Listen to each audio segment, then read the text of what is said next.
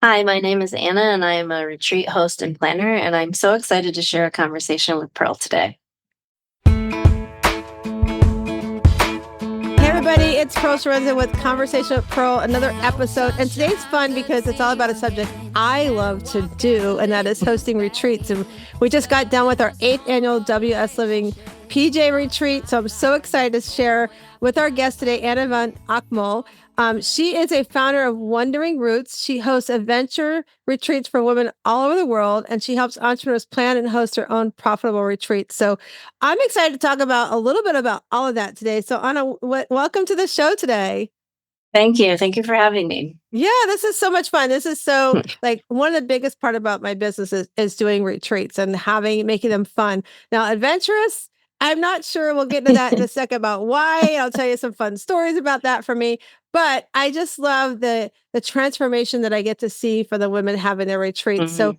I want to start off like I normally do with everybody, and that is going back to when you were this little girl and we always have this dream about I want to grow up and I want to be an astronaut, an attorney, a fireman, right? And how was that dream for you? What was it like, and how does it equate to what you're doing today? So talk to us a little bit about that. What was that big dream for you, and how does it equate to what you're doing today? I was a practical kid. I never dreamed big. I don't even remember having that thing like firefighter, dancer, whatever. I don't have a memory of that. And I also Um, when I was a lab manager in a molecular diagnostics lab for 13 years. I went to school for it, and it was just a practical decision. Like there will always be healthcare positions. I was good at math and science, and when I started shifting into starting Wandering Roots and trying to figure it out, is because I realized at the age of 28 I had never thought about what I wanted and desired, and so I actually one of the pillars of my brand is to help people pursue a life they love. And sometimes it's really hard to think about what you want if you've never considered it before. So, probably not the answer that you're No, and that's expecting, but but that's but there's so much there I want to unpack for a second. Like that is so true. Sometimes when we are younger, we don't think about dreaming big. And one of the things I like is that uh, you learn that at 28. Like I'm yeah, 60 years old, and first of all, I want to say I'm 60, but I don't feel or look 60 in my opinion. And you do also, not. thank you. And then also, I didn't figure it out till like 2015, which is not even 10 years ago. So my late 40s, I figured Yeah, out who the heck Pro was and what the heck does Pro want, right? So yeah, to learn that young, and that's my passion is to teach, women, their late 20s, early 30s, like to really like start dreaming. What is it you want? And yeah, if it's kids, that's great, but you're more than your right. kids, like you're more than your Yeah, job, you're more than your business, right? And yeah. so More to than your hear roles, responsibilities, right? right, your Yeah, titles and all that. And so to hear you say that, it's so powerful because those that are listening, you need to understand it's too late to not start now, right? Like if you don't do it yeah, tomorrow, then that's crazy. Like you need to do it right. today. Like whatever it You is, whatever only that have right now. right. Yeah, You're not promised yeah. tomorrow. If anybody follows my show, most people, if you know, my story is in 2022. I have two amazing boys, but we unfortunately lost our oldest at a tragic car accident in Oh, 22. sorry. So thank you. And so that was a reminder, like you're not promised tomorrow. So get off your butt if No. you're listening to us right now. And what is it you're waiting for? Like, why are you sitting on it? And I love that you're Yeah. doing that. So tell us about about that journey of like, because you went to school for all this, like the big thing too that happens, I see when I work with clients is that the people they're surrounded about, they don't understand why they're making such a big change. Oh, you went to school for this, but you're doing that, or you worked Yes. all this time doing this, but why are you going to go do that, right? Or why are you going to open up a business? Like, so tell us, like, Yeah. what was that like for you and walking into the decision, and how was it communicating your needs to others? How was it received? So I actually had I was in two pretty bad car accidents as a kid, and I had to have neck surgery when I was 28, and I had just started my last position um in that field that I left. And I had to spend 4 months in a neck brace, and I that was the first time that I lost like what you said. I never thought about my mortality. I was in my 20s still, and I was like, "Whoa, this is it. This is it. You go one life, and there's got to be more than this. Like, I had achieved more success than I ever thought I would in that field, but I was bored, and I had a lot of shame around just being ungrateful about all of the freedom and flexibility and money and everything that I had achieved. So, anyways, it was not well received by my friends and family. They thought I was nuts, and I felt nuts. I mean, I was definitely going through a mid quarter life crisis, just an undoing of all the things that I knew that I told myself and believed to be true, and then being woken up on a completely different level. Um, I ended up starting to sort of when I started thinking big and thinking about starting my own company, and initially I started a landscape business with my husband because he had been in the field for a really long time, and we sort of had a community that helped us learn all of the skills that you never think about running your business, like bookkeeping, websites, social media, things like that. And I did most of that so that he could stay doing the thing that he's been doing and still passionate about. Those were the people I actually talked more about it with, that it was received with understanding and empathy and encouragement and sharing, their hardships, but also their inspiring stories, instead of all of the when you make a huge change and everybody in like your inner circle doesn't, you're shining a light on something, so they see themselves in whatever you're doing, and that's really hard for a lot of people to not have you living in that container. And so it was met with a lot of like well wishes that came off as like doom and gloom, and why would you do that, and what if you end up in financial ruin? And I'm like, these are the things that already keep me up at night. I don't have to hear it from you.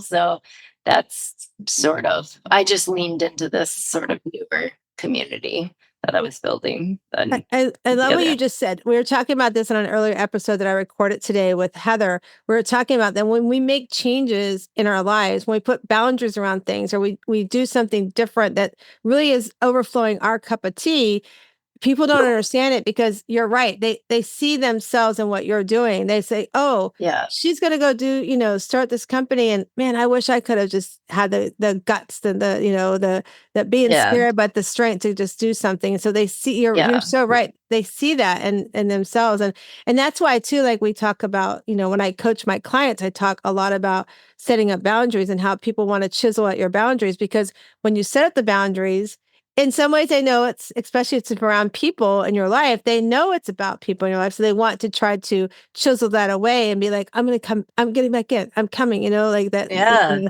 that little nudge there. And they find anything and anybody they can like sabotage that's close to you to be like, Yes, let me get yes. around you, I'm going to go around that person this way, and all that. So I love that. I love that you remind us of that, because people do, they don't understand. I remember when I first started, I started my coaching journey coming out of doing mortgages. I was a mortgage loan officer for the many, many years. And so I started at this journey. I lost over 60 pounds at this clinic. And she's like, hey, if you guys want to be coaches, you can get certified. I'm like, yeah. And if you ever want to start your own business, we're basically like hairdressers. You can take your clients with you and start your own business. I'm like, okay, cool. So Cool.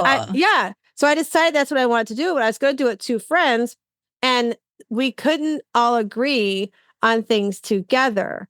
And so I was like, I looked at my husband, I go, this doesn't feel right.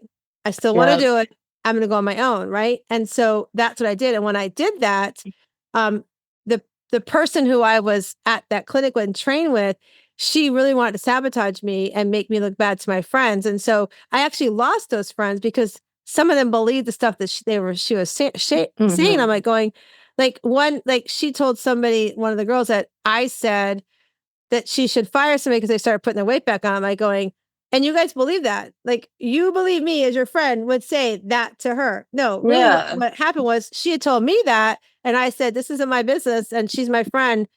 My friendship is separate from my work, right? And Hmm. so people do, they look at that, and and now I've gone, I was coaching, did a different approach that she did. Like, if you didn't it was a very strict plan. You couldn't have any fat, fruits, or carbohydrates, right? So it was just strictly protein. And so if you came in and you told me you had a cupcake or something, I'm like, okay, let's talk about what was happening. Like, why did you eat the cupcake? What was going on? So I started having clients say, hey, can you talk to my friend because she doesn't need to lose weight, but you're so great at like helping me understand my emotions as she's going through stuff. And so I was having many cups of tea because I don't drink coffee and for free and giving all this great advice. I was like, okay, God. So that's when I went on my journey to start coaching and doing these things and wanted to do that. So tell us about Wander. Like what's Wander and tell us about that. And then we'll talk about retreats too in a minute. Sure. So I like once I had neck surgery, I was trying to like not to be a slave to a pain clinic or Western medicine, and honestly, the having neurosurgery for that many hours, you think you're just going to come out the other side like fine, and you're not, and the recovery is so humbling, and so I was like, okay, I gotta like learn how to live with this hardware, this new neck, and I found a massage therapist. I don't honestly remember how I found her, but a gift from the universe for sure. I was like really at a low point, and she's like, you should try yoga, just like for maintenance and to keep your spine aligned and whatever. And so I did, and I as anybody that's practiced for a long time starts to find that the mental benefits outweigh the physical benefits. And so I really just wanted to explore it more. And so I took yoga teacher training, and I've been traveling a lot. And I thought I could take combined um, yoga and travel and teacher retreat. But when I was at yoga teacher training, I had this like moment of I'm here with 11 strangers that are here loving and supporting each other for who they are and not who they're trying to be, which we can go back to talking about living in a container. And I lost some friends, like you had mentioned, and some support. And I was like, not everybody's going to take your teacher training. It's pretty rigorous, and there's a huge time commitment. But maybe I can capture this vibe, this environment in a retreat setting. So I literally was at lunch one day and said I just wanted to try it and see if I could do it. And I learned the most of my first two because I had no idea what I was doing. And yeah, I initially wanted people to like wake up a little, and then I just kind of kept toying with this like same thing of like trying to live a life that you love. And I we do journal prompts and things like that to try to just get people to start thinking about it and things they can start doing immediately. So that's really cool. I love that you like said I want to go after this is something that is filling my heart and I want to go do that and then to go Mhm. and put that into place. And so and now how many years have you been doing it now? Since 2018, so six, Yeah, that's 20, 22 retreats. 22 oh my God, that's amazing. It's a So now, lot, especially because we didn't host much in 2020. We had to right. cancel most of them. Yeah. So yeah, it's a Yeah. lot. So now where are you located again? Tell us again where you're located at. I'm in Michigan. And so you travel all over with the doing the retreats? Yes, That- we went to Costa Rica every year in the winter to get out of here in February for 4 years straight. Next year we're going to Belize, Iceland, and the Dolomites. Ooh. And we've been to Ireland, Scotland, Sicily, Arizona. We did Olympic National Park in Washington. We've done a couple of domestic, but mostly we go international. And then I started Banff National Park. I started mostly just heading into northern Michigan. It's like 3 hours north of where I am, and it's beautiful. And just doing like Thursday to Saturday shorter offerings to start. So So tell us about your retreat. So they come. So do you do it by yourself? Do you do it with other people? So I every retreat that I've hosted, I've had my two best friends with me. One is a photographer who helped me like pick branding photos and do my website and logo. And when I had this idea to do the first one, she's like, I'll just go with you. And I was like, cool, I have no idea what I'm doing. And we found out that like it was a really awesome way to say you could leave your phone at home and like truly disconnect and check out and things, and then have a professional take your photo, because she was there to take pictures of the landscape and send the galleries anyways. So and then in the last 2 or 3 years, we bought some of these flying dresses because we stay in beautiful places. So it's just for an afternoon. Everybody goes out and tells everybody their boat looks cute and gets to be a model for a while. And these shoots are like the almost like parachutes. These trains are so big, and if you get some wind, you gotta have a couple of people hold it down for you. So it's a very amazing like bonding experience, and then people get these really incredible photos later. And then the first one I hosted at a resort up north, and I went and scouted it in the winter, and there it was like dead, it was beautiful, whatever. But when we hosted in the summer, there were all these drunk bachelor parties, and I was like, oh no, this is not at all what I wanted. And I thought the food was terrible. So after that one, I decided I wanted them all to be really private and secluded. And I wanted my own chef because I wanted people also have a lot of anxiety around food restrictions and allergies. So, anyways, Abby's been on everyone's second one. Oh my Chef. gosh. So you're resonating with me so much. So I just had my 8th retreat in September. Awesome. So yeah, so we do it every September. So the way I started out my journey was that I was doing the weight loss clinic, it was doing really, really well. And one of the Stacy Cheflon, I always give her a shout out. She was on she was with a product called YBF, Your Best Friend Beauty Product. And she was on Okay. QVC here locally in Tampa. So Cool. one of her models was one of my clients. So she came to me to help her with her weight loss journey. And they were getting ready to do this big event in Dallas. It was called uh, Women's Leadership Live. So it's all like women, like professional women, probably, CEO level up when we're going to be there. And she's like, you should come and be one of our ambassadors. I'm like, okay, I'll come. And so I went and then they asked me, I was going to have my own room. And then they said, can you share a room with someone? I'm like, I'm not going to say no because you're paying for, I wasn't paying for Yeah, nothing. yeah. Sure. And they said, but you have a king bed. Can you share a bed? I'm like, I love sharing beds with people. Like people fight when I go to conventions, they fight to sleep with me because I don't move. I turn over, lay down, I never ever move. And they're like, you're the best bedmate. And I do that on airplanes too. Like if I'm on an airplane, I You're really so feel lucky. I love it. So I was on an airplane earlier this year to go speak in Chicago, and the girl sat next to me, and in the middle seat, and the lady at the end was just chatty Betty, and she looks at me. I'm like, girlfriend, you picked the best person to sit next to on this side of you because before we're in the air, I will be asleep. And I pulled up my blanket, my pillow, and when we landed, she looks at me. She goes, "Can I get your card so I know wherever Oh, you're traveling, we'll travel together?" yes. That's how I am, Yeah. right? So I went to this convention with them, and I was in charge of a table of like 10 people at the table, and I was sitting in this room with them, and then I went to the Utah one too. So in both of these rooms, and I was in these big rooms of like 500 people in this room. She did it with Linda McMahon from the WWE, who was also Trump's small Oh, business partner, and then a lady named Debbie Saviano, who was a teacher, retired teacher, helps you with social media. So they put this all together, and they had Kevin Harrington from Shark Tank was there. They were doing stuff with women to bring like what they want to sell. And I was sitting at the table, and I was like, okay, here's little me, little Miss Entrepreneur. I don't have a college degree, but I've done the School of Hard Knocks, and I'm looking at them, and I'm going, this is really, really cool for these professional women. But what about that mom that's, the CEO? I call CEO moms. I don't like stay-at-home moms, that she's running her household. What about that mom that's working and running a household? Or what about that professional lady who is not at this level, but just needs help yeah. with the burnout, right?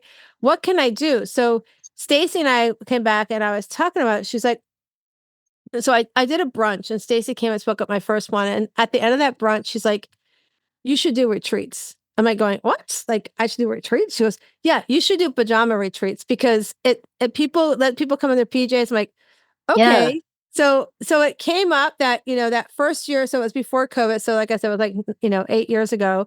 Um, and I said, okay, it was a come and go retreat. So at that point, it wasn't PJs, it was just no makeup. I'm like, you can't wear Cool. makeup because we all put makeup on, Yeah. to cover whatever. And so I did the first one was a come and go. And then I didn't like that. Like you said, I want it more personal. I want it to be, more connection. Hmm. And so the second one, we held it at a house here in Florida too. and that was great. And we did pajamas. Or you could order you brought your own pajamas at that point. And then the third one, I was like, I want to do something different. So we did one more beach across the state in Florida, but it was a bad situation. It was during COVID. So remember, Florida opened up before everybody else.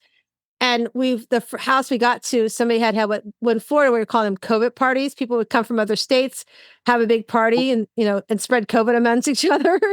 So we end up having to get backup house. But so, here we are 8 years later, we did a mountain, but we're finding the beach is like the best thing for us. Like it's just a good fit. Right. And so we literally this year we had a house right on the beach. This is my first year too, that I got a chef. And my husband said to me when I came home, he's like, you will never, ever do a retreat without having a chef, because I came home with no food. I used to come home with tons of food because I was always overbuying, right? And and then we always have yoga at the retreat, right? We always have somebody doing yoga. And this year our yoga instructor was very unique. She won't be our yoga instructor again. It was a very, when you do these things, like you said, you put the right people in the room. So I've grown from having like 10 people at my retreat to 25 people now at my retreat. Wow. Good for you. Yeah. And I have ambassadors now. So, everybody has a role, because my third retreat, my really good friend, Pam, if she's listening to us, I always tell her thank you and shout out to her. And again, before COVID, you had to sleep with somebody you didn't know. So you might have come with a friend, but you're not going to sleep with your friend. But since COVID, we let you pick who you want to sleep with. But, she sat in bed with me and she's like, come on, girlfriend, you're sleeping with me tonight. We got to talk. I'm like, okay. So she was watching me run around being host, being cook, being all these things, and she's like, you can't do this. You have to get people to help you. So that's where we came with the ambassadors. And I've gone from a stupid cheap price that I didn't make money on to what my retreat should be now. And people tell me I should be more than, we're at 24, almost 27.97. People said your retreat is worth 5,000. I'm like, no, I feel my sweet spot is right here for right now. It's like, you have to do the things you want to do. Right. So, So like you said, with the retreats, I want them to unplug. Like, I love when you talk about having a photographer. So I have a photographer, and now we do you can buy a mini photo shoot. Like, we do take pictures. Oh, cool. But if you want to buy a mini, because my photographer, we work out a deal, but I want her to make money. So we do mini photo shoots, and she's so phenomenal. Like, she's just amazing. And then we do these group things and everything. So we make it a lot of fun. And like I said, this year we added a chef to it. And so tell us about the part that I don't have is the adventurous part. And let me tell you, I told you I was going to tell you about that. So I have a fear of heights. So when we did our retreat in Destin, Florida, there's this outdoor, like, kind of amusement park kind of thing. And they had an outdoor zip line thing. And I was like, I've never zip lined. They're like, come on, Pearl, you're going to go zip line. So I did it, right? And everybody saw me. That was the easy one. That wasn't very high. You need to go to the mountains, and you need to go over a mountain. I'm like, yeah, I don't know that I'm going to be that adventurous. You gotta know. I mean, I don't have anything to prove, and I don't want my guests to feel that way either. But I think the magic happens when you step outside of your comfort zone, but you shouldn't be in debilitating, like breathing in a bag. Right. Type of fear. There's a difference. I'm like, I might do it. I'm like, my first goal was to learn how to swim. I used to be a swimmer on a swim team when I was in school, when I was much younger, and I almost drowned, and my parents didn't do the right thing. They didn't throw me back in the pool. So I'll get in the water as long as my feet touch. So all the girls are like, you won't go in the deep end of the pool because you can't swim. I'm like, I can float, and I can. They're like, they're like, it's a fear thing. So I have made a commitment to them that by next year I will learn to swim, and that will amazing. That will be my fear. That'll be my adventure thing. So, but tell us, because I know one of the things you talked about is that you do help people host retreats. You do help them like make profitable retreats. So tell us about some of that too. Like, why take from what you're doing and now also create something for others?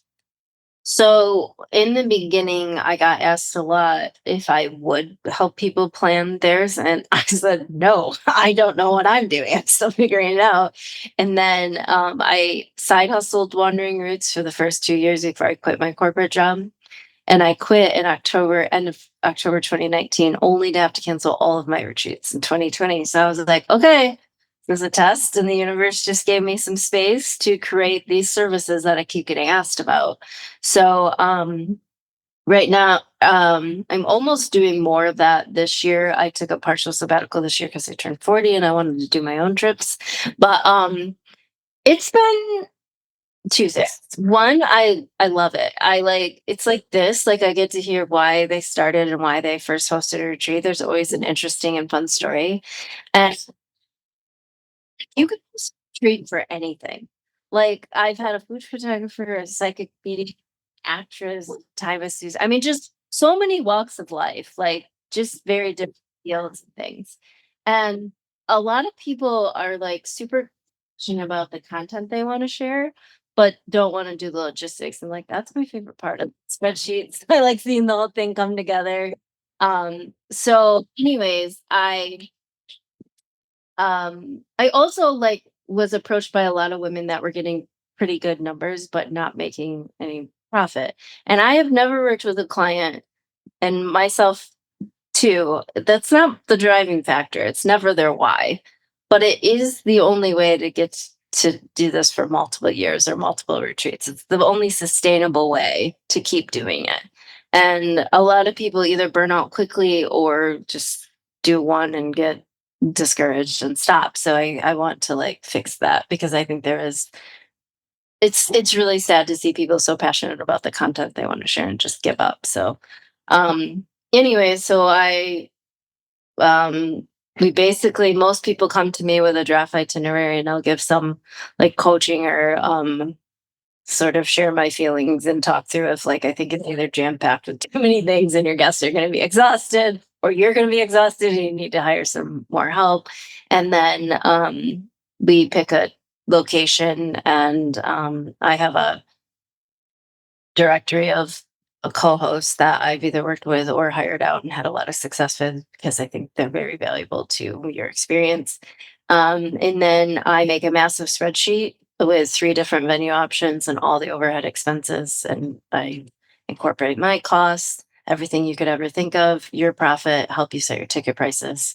And then you pick one of the 3 and then I make your reservations. And pretty like I just done for you, hands off. And I think that's really, I think that's one of the biggest things, like having that peace. Like I feel like where I'm at is like, I know now where I want to be at. Like we did the mountains and we had an adventure on the mountains because we were really high up in Tennessee and, we thought we are going to, use, an RV to drive us all up. And I happened, the guy that I had, he's like, can you give me the address?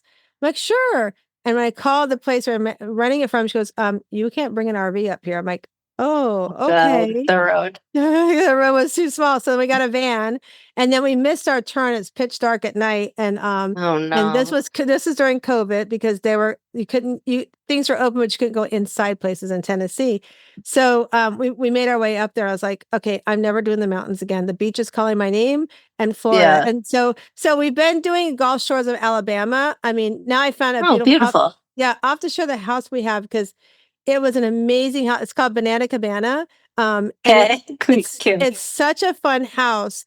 And it's like it held 20, there was 18 of us this time, and we still could have held our 25 with no problem. Okay. And it was literally on the beach. Everything was just so set up spaciously, right? Where we're all our meetings and things and breakout sessions and stuff like that. And so we told them, like, okay, we won't be back next year because we're going to come back to Tampa because I feel like I haven't done Tampa in a while and I want them to know we're still doing the retreats. And then, I have some ideas of things that we're going to do leading up to this retreat to bring some more stuff to help with the retreats fulfillment. And so I said, but we'll be back for our 10-year. We'll be back at your house for our 10-year. And one of the best Airbnb, VRBO, Airbnb, what do you call it, owners that I've ever met in my life. Really, really accommodating. We got there with I think Florence was coming, the hurricane, and he was calling and checking us and everything. He was just really attentive. But I say all that because we're like, we finally found our spot. So now, like what you were saying, now it's making sure we stay profitable, right? Like what are Uh, all those expenses and I'm married to an accountant and auditor, so he audits everything. So he's like, "What are you that's doing?" nice to have. Yeah. Yeah. So, so all of those things. So I say that because I know some people are listening on here that are retreat planners and facilitators. What is the part that when it comes to, I know when I struggled was filling the retreat. Like I know right now I have so half of us filled, right? So we've got 12 spots left. I want to get them filled. My goal is to fill them by the end of January, right? Mhm. So what are some of the things you do around that, around people helping people fill the retreat? How do you help them do that? So we talk a lot about like a time frame. So a lot of people want to like skip to the good part and do it immediately. But I think 6 to 9 months is a really good amount of time to give yourself. Um, you're more in that 3 to 6 month window if it's a long weekend and you have a very like nurtured audience, and then you're more in that 6 to 9 month if you're this is a bigger, newer offer, and also a bigger offering. So maybe a week or international or something like that. But I always say like every sale's a big sale. It's a big deal. But it's a little bit of a bigger sell when you're doing retreats because you're convincing people you're not a serial killer because you spend the night with them, like you were talking about. And so, and also like there's a lot of overwhelm included. Instead of just like ordering your a new desk chair or something, like you have to not only like trust that you want to spend the night with this person, but you have to find time off and find childcare and pet care and all of your leave all your roles and responsibilities. And there's some anxiety around travel.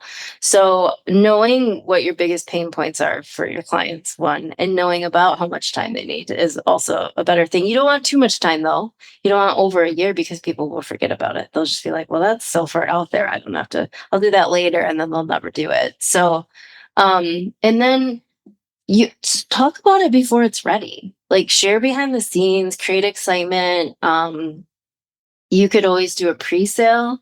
One of my clients did that this last year. She hosted like in the early 2000s, and then she decided she wanted to take a break from it, and then she started doing health coaching and wrote a cookbook and everything, and has this like really large group virtually, and people had been asking to like for a retreat and to meet in person, and she was always a little bit caught up with sales, and so she wanted to do a pre-sale, and she just built a lot of excitement around it and said if for the retreat to go forward, it's all exclusive to you, but also in 10 days we have to have, I think it was 10 or 15 people for it to move forward.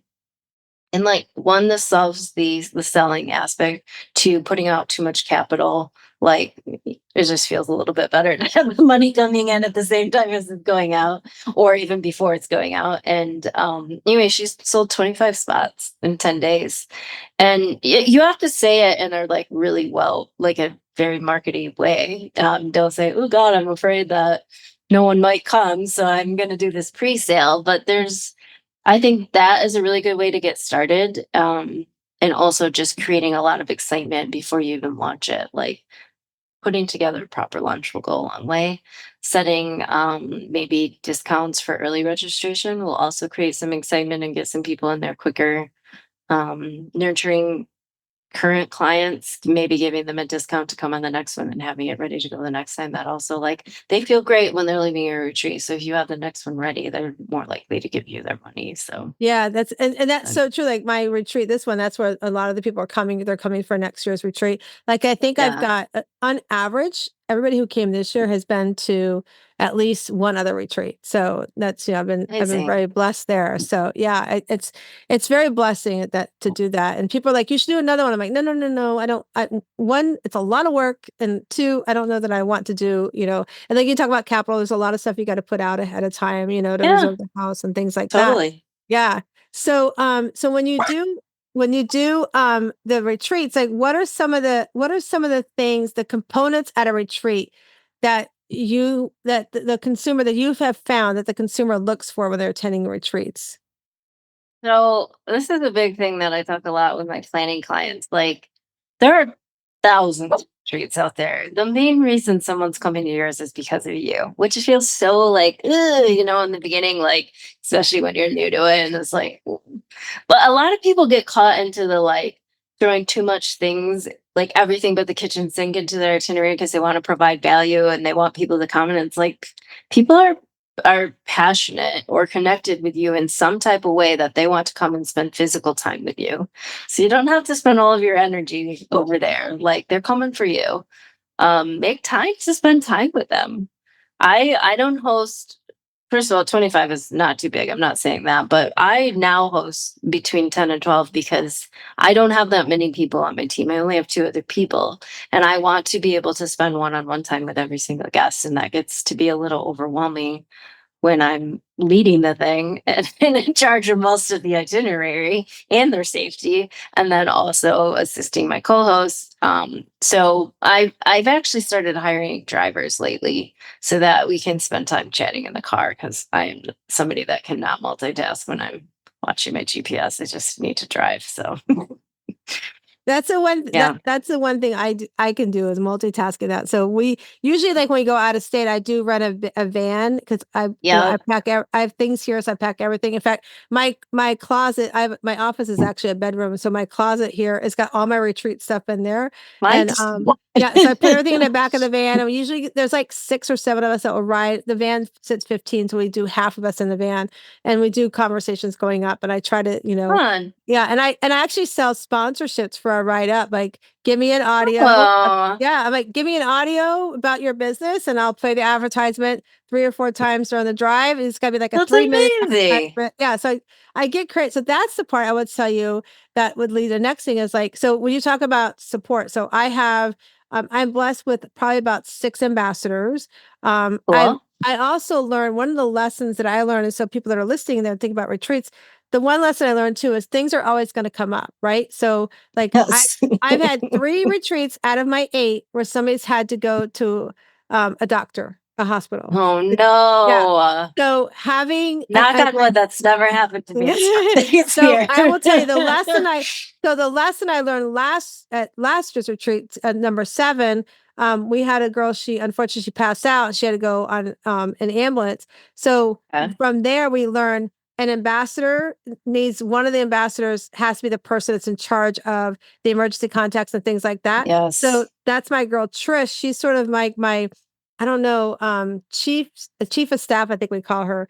And so she's if you have a challenge during the retreat, instead of coming to me, because like you, I'm trying to be with people and be present, she's Yeah. the person you go to Trish, right? So Yep. then Trish is also the one that if somebody had to go to the hospital, she has everybody's information. So she goes with them to make sure they're all that's done, right? So we Mhm. these are things I've learned. And then like this year was our first year with a chef, and you talk about food stuff. We had 3 people who had food challenges, who we set up rules with around the kitchen, who kept stretching the rules that we set in place. And Aw. our chef was getting really frustrated. And finally, our chef said, Pearl, you and your team are doing what we asked you to do, but we stopped bothering you because these people just didn't want to listen. Um, Aw. so, so you learn who to have at your retreat and who not to have at your retreat, things like that. But um, one of the things she said, but if I had had somebody could always be that go-to. So then we said, okay, we need an ambassador. We used to have a kitchen ambassador because that person was in charge of making the meals before with teams of attendees. So we're like, okay, we'll go back, have that person, but that person's just to be there for the chef, whatever they need, right? The So liaison, we've yeah. learned those things. My decorating ambassador, I have somebody who does all the hanging up the decorations. I bring it, but I don't have the vision. So they do all that. So I've over the years I found these roles that they help me, right? And so Mhm. the other thing too that it's done for me by having ambassadors is their eyes seeing it differently than I see it, and they give me Mm. feedback, right? So like Trish, who I just love Trish to death. She's our pure romance, Oh, self-care ambassador. fun.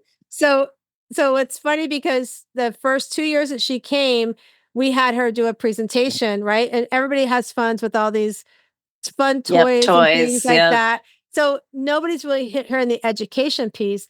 So this year we decided make a breakout session where she's teaching, and that evening she's showing the piece, the different Cool. stuff.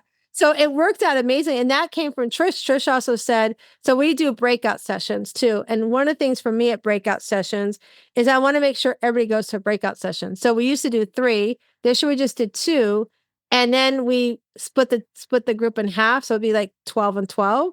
So they said, "What if we do breakout sessions 2 days in a row and split the half and half more. So they're small, intimate. We did that Mhm. this year. It was so amazing. Like people, you found more people open up in a small group, even though like Yes. you have 11 people, you're still shy. And so it's Mhm. really cool to watch some of those people who I won't call out names, watch them grow and be like, "Oh, I think I can ask a question," right? It's like, "Oh, I'm Yep. comfortable to ask a question." So it's really cool to see that. So those kind of things, having ambassadors has been a big benefit for me. So if I can just say to you, like having more than, like Yeah. I would say at least almost like a quarter, or maybe a little bit less than a quarter of how many people you have for ambassadors. You That's know, actually mine too, like 1 yeah. to 4-ish. Yeah, I like exactly. that, yeah. Yeah. So it works out really, really great. So one of the things too that I talk about, you help your clients with is like building, a revenue from it, right? Mhm. So what are some of the things at retreats? You talked about the agenda, like not making sure it's on Mhm. agenda. And last year that was the feedback we got too. They said, Pro, your agenda was too jam-packed. Like we didn't have free time. We were on this Yeah. beautiful beach and we couldn't go on the beach, right? I'm like, Yeah. okay, so again, going back, so having those ambassadors and being open to receiving what they share was really important to me. So this year, when we split up in twos like that, 2 days of breakouts, one group that wasn't in a breakout sessions, they actually got like almost 2 hours out on the beach. So, and then the next day we Mm. reversed it. So they got that, we were able to fulfill that need that we thought we were missing. And I have to tell you, it it was the it was the original thought of what I wanted my retreats to look like. It was so Yeah. beautiful, right? So in thinking about that, like thinking about for those that are listening to us, it's like, man, I really want to do a retreat. This is really good information they're sharing. When you look at like the schedule, what are some of the things you advise your clients to do when they're packing up that calendar for during the retreat? So like we arrive on Thursday Yeah. evening, we go all day Friday, all day Saturday. We do a morning, we do a really cool thing at ours. We do a makeover. So somebody at the retreat Fun. gets a complete makeover. If you ever saw the Today Show where they used to take care of the audience, that's Yeah. what that's what we do. Like Cool. we pick your name the night before. You have to be 100% all in. We might cut your hair, might color your hair. You have to be all in. Whoa. And so if you're not, it's okay to say no. Somebody else will get picked, right? So we do that Yeah. as well. So we end around Sunday around 1 o'clock, but we don't check out till Monday. So we have time at the beach too. So what would you say when retreat facilitators are looking at what they want to provide? What are some of the things to do and the things not to do? So I always, it's a little different for a 4 like 3 night, but I always recommend at least 3 to 4 hours of downtime, free time a day. You don't want your guests to be exhausted. You don't wanna be exhausted. It's not a sprint. And, like, um also, there's a large group of people that are introverts and just need that time where they're not being spoken to or having to, to speak at anybody.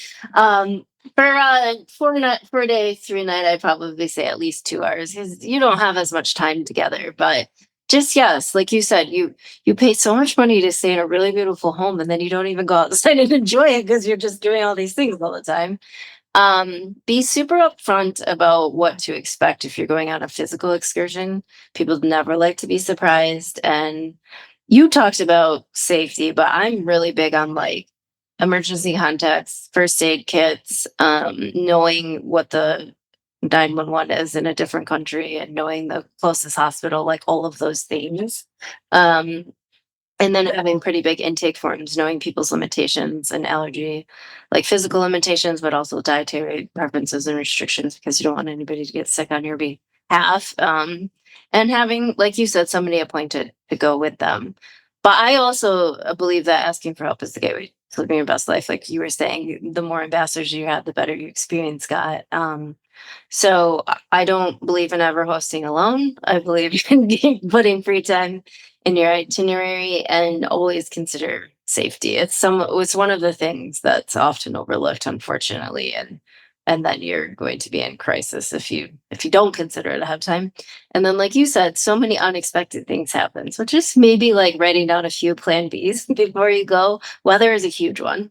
It's especially if you're planning on doing even workshops outside, having just a, Right. an alternative location for that, or being able to potentially switch some of your excursions if like one day is torrential downpour and you can't, I don't know, go zip lining or go on a boat tour, go hiking in the rain. Sometimes it Yeah. feels good when it's hot out, and maybe just switch those couple days. So Yeah. I, things like that, I would say this most is people great. don't consider. It's so cool because I'm like going, oh, I do that. Yep, I'm doing that. Yep. So it's like and the emergency, like I really and I do like what do you call it? I do a photo release. I make sure I have all those things, like Yes. you said. I have all those Liability is releases a in. big Yep. thing. Yeah. I do a release on. I also do a one on payment and reimbursement Hmm. and refunds and things like Hmm. that. So and I'm so glad I did that Cancellation. because I have had a situation where somebody asked me after they got home from the retreat for a refund, and I was like, Oh well, and so no.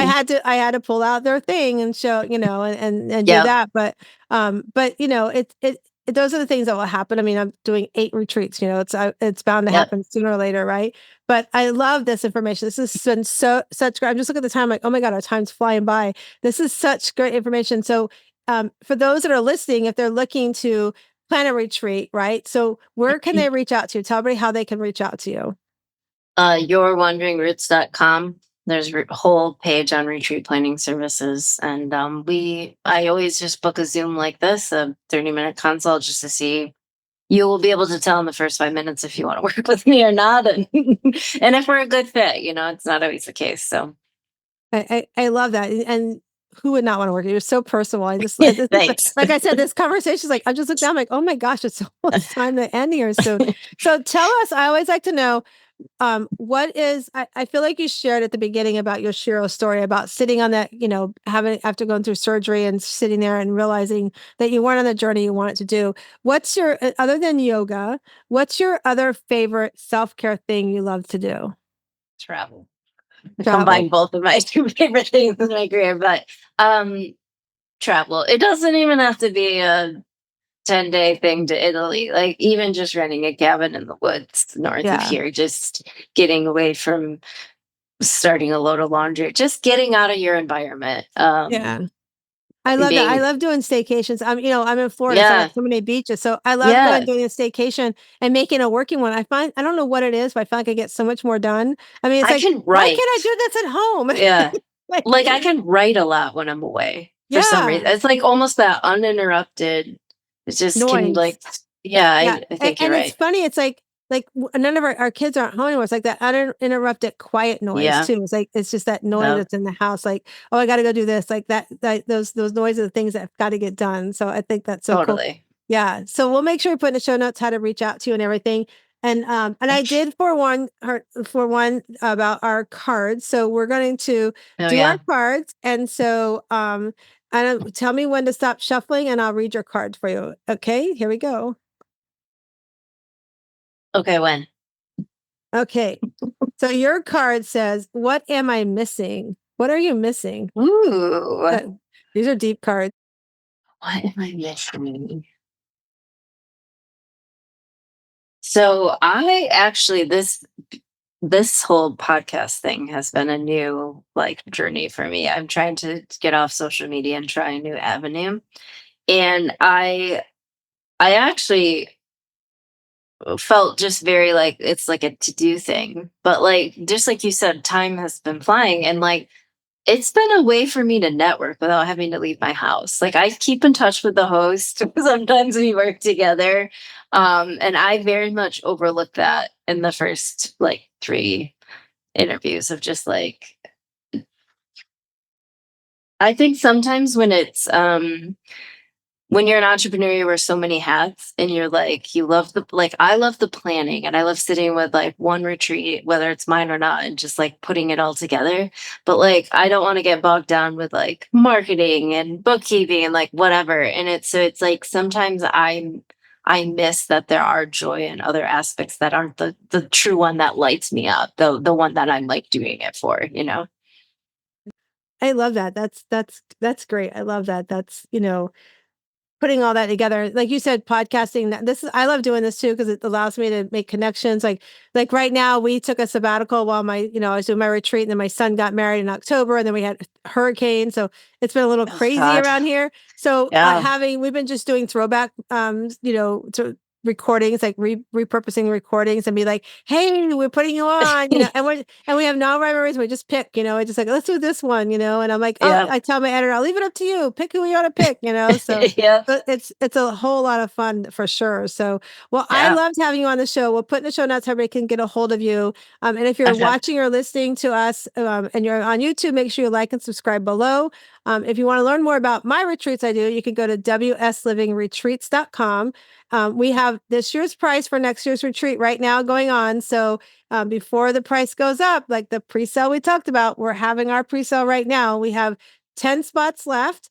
And if you book right now, you actually, the day before our retreat kicks off, we're starting something new this year, Anna. We're going to do a summit. So it's from 10 to 3 p.m. the day prior.